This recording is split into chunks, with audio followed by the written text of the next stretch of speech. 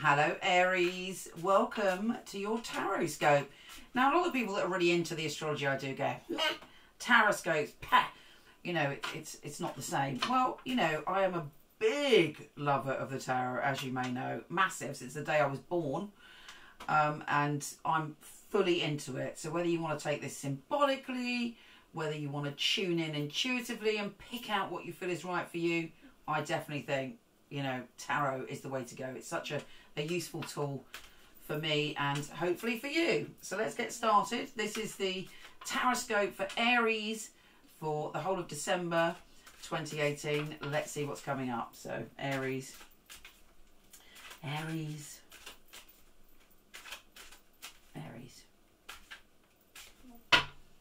Right, I'm going to start off with a Celtic cross just to have a general overview of what's going down for you, Aries. Oh, first card, the Sun. Yeah, baby. That is a good card to have the centre of your wheel for December, because it means fundamentally there is joy coming to you, and it's all about joy and reclaiming your joy. Now, crossing that, interesting, is the Five of Wands. So could it be that you sometimes struggle, or you like a fight, or you get caught up in the battle, and that can sometimes stop your joy? Anyway, let me stop getting overexcited and lay them down, and then we'll take it from there when I've seen the bigger picture. This is good, Aries. You're going to love this. Okay. There's a slight challenge in the outcome, but we'll get into that. Right, first of all, December for you is about joy. What makes you happy? What makes you smile? What makes you the best Aries in the land? And don't forget, I'm an Aries. So what makes your heart sing and soar? Because that is the energy that could come in December if you don't wrestle with yourself or wrestle with other people. You may feel that other people are trying to fight you or bang you down or get into arguments with you to stop you following your bliss. But basically, you're in control of that more than you realise. You could take a step to the side. You don't need to be in the middle of other people's negative energy. You know, you could be the sun. You can radiate love when somebody's trying to bring you down with conflict. What's beneath you is the moon.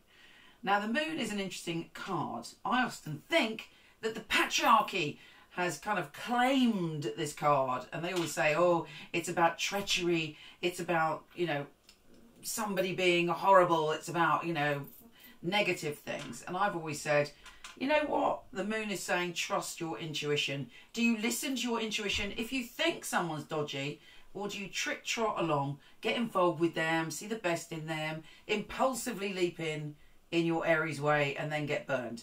You know, over the years, I have to say, it can sometimes mean that there is a bit of treachery, but because it's in your unconscious, you know, I would suggest that you and I as an Aries need to look at our self-sabotage and how we listen to our instincts when it comes to the people we invite into our lives. I'm actually going to pull another card on that. I'm going to go off-piste and do what I would do if I want to know something. The Fool. We can leap away from that energy, and actually it's our spontaneousness is a blessing and a curse, but use it wisely. Use that fire in your belly, that if someone comes along, no matter how intoxicating and alluring, if you know they're a wrong 'un, leap in and leap out. Now, recently there should have been a shift in your energy, a movement forward. There's been a rush of energy. Now, as an astrologer also, I would say, you know, with Jupiter going into Sagittarius, that's been a massively fabulous thing for us, because it makes us wild and bold and free, and it's almost as if we've got permission to play. So there's a part of us that's like, yeah, baby, I want to go and explore. I want to just, you know, feel all the horizons and break through them.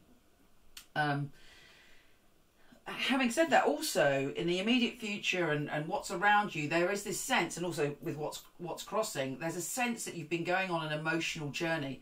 So maybe, you know, you're coming through a difficult time, and it's important that you kind of step through into this new reality, allowing the past to be the past. But obviously, you know, be in compassion for yourself. Don't judge yourself. Don't be harsh with yourself.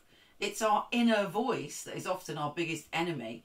So really pay attention to what you're saying to you about all this pain and stuff that you've been moving through.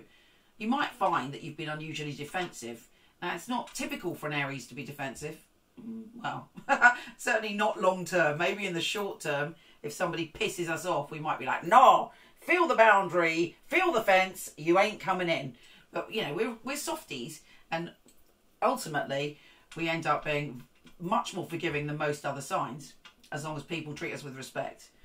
Anyway, joy of joys, in the home environment for December, you've got the wish card. Something fabulous should be coming your way. It may be big, it may be small, but the opportunity for a wish to be granted is there. So that's fabulous news.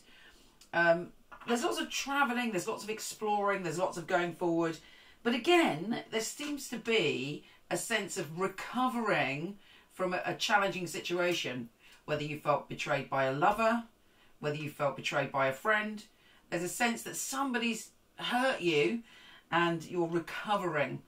Whatever's happened, it's like there's been someone that kind of tried to steal all your swords, and your generosity of spirit was wounded in some way. And it's about recovery now. It's about allowing yourself to recover so that you can reclaim your joy. You know, it's typical for Aries to want to rush on. You get hurt, you're like, get back up, keep going. But sometimes that stuff catches up with us. And the message here is to just allow yourself that time to recover. Allow yourself that space just to really think through your emotions so that you don't have to carry them through to the next situation. I'm going to put a card on that. You might have the opportunity to study as well. You hate restrictions, actually. And it may be that part of this stuff that's been going on around you is to do with feeling restricted, or feeling as if somebody's going to trap you in some way at a time where you want to be free, you want to grow, or even worse, somebody's detached emotionally from you, because that's very difficult for you. What most people don't know about Aries is that if somebody detaches from us, we will do anything to get their attention back. You know, even if we don't want it or need it, it's almost like this little compelling desire to be liked or to be validated. Anyway, you might be dealing with somebody and not really know how to deal with the fact that they're detached. And I have to say, the best thing you can do is detach yourself and step away. Don't engage in that energy, because sometimes it can just become like a codependent relationship. One person pushes forward, one person pulls back, and so on and so on. And this doesn't just relate to lovers. It can relate to our parents. It can relate to close friends. You know, we can get into these intense relationships with various different people in our life. But whatever it is, you know, don't give it too much energy. Trust the magic in your heart. Trust actually looks to me as if we're all going through the end of a cycle and we're coming back to a full circle to a new beginning. The magician having all the tools in our hands to create the reality that we desire. But obviously we've got to deal with our shit first. And one more. Yes. I have to say, you know, this has come up several times. Anybody in your life that you feels are wrong, and get rid of them now. Do not be indulging people who are lying to you. And, you know, if you're a typical Aries, you can sniff out a lie from 100 yards because you're so spontaneous and free and open. You can tell if somebody's being shady. Anyway, remember you're the magician, and the magician is topping the Seven of Swords. So fear not. Let's have a quick look week to week. I'm going to do 3 cards for each week, and then we'll see what's going on there.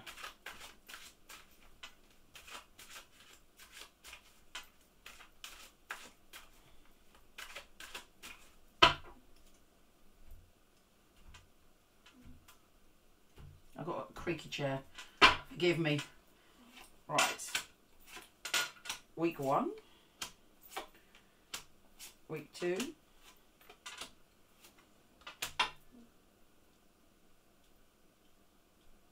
Week 3.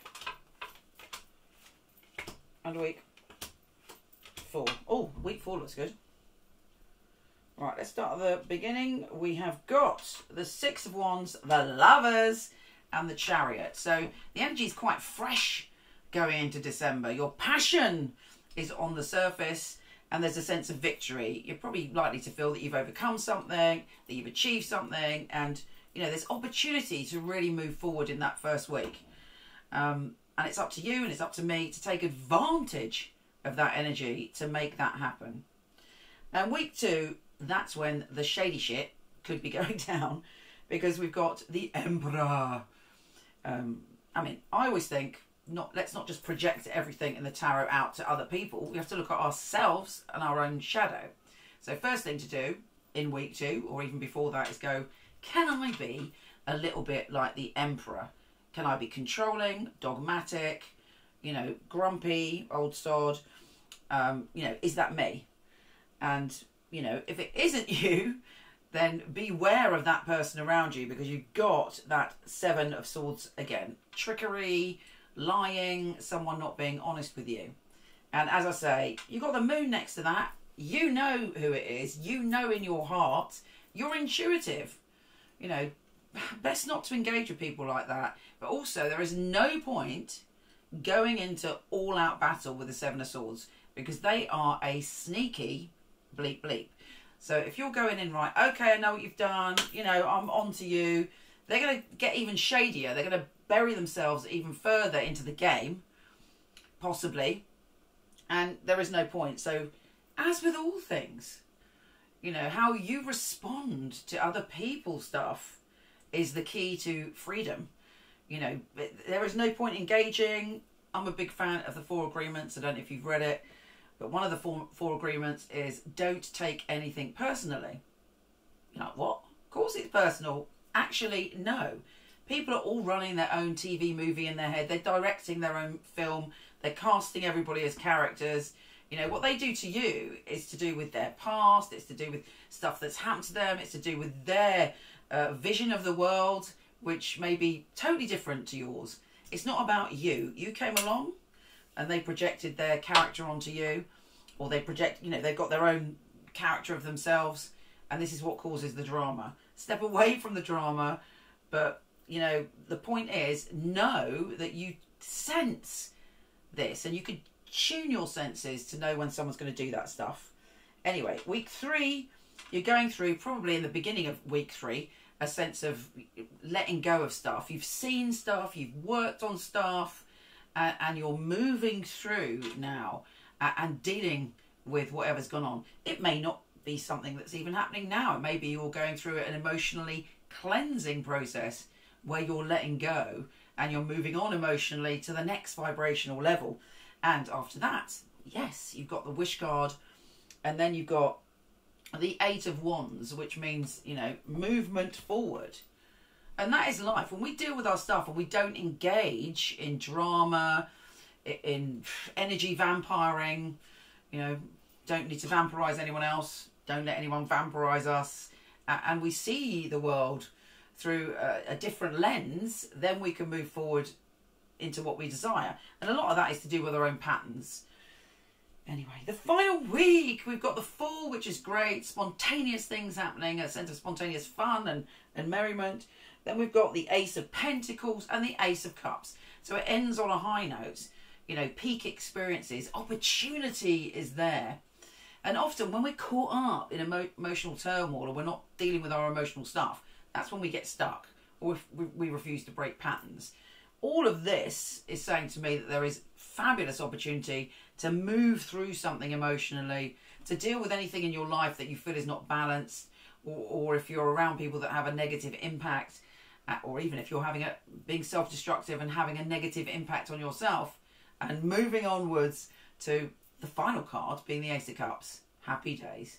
Anyway, let me know if you want more of these. I'm toying with doing it. I'd love your feedback. Take care, gorgeous. Lots of love, and I'll speak to you soon.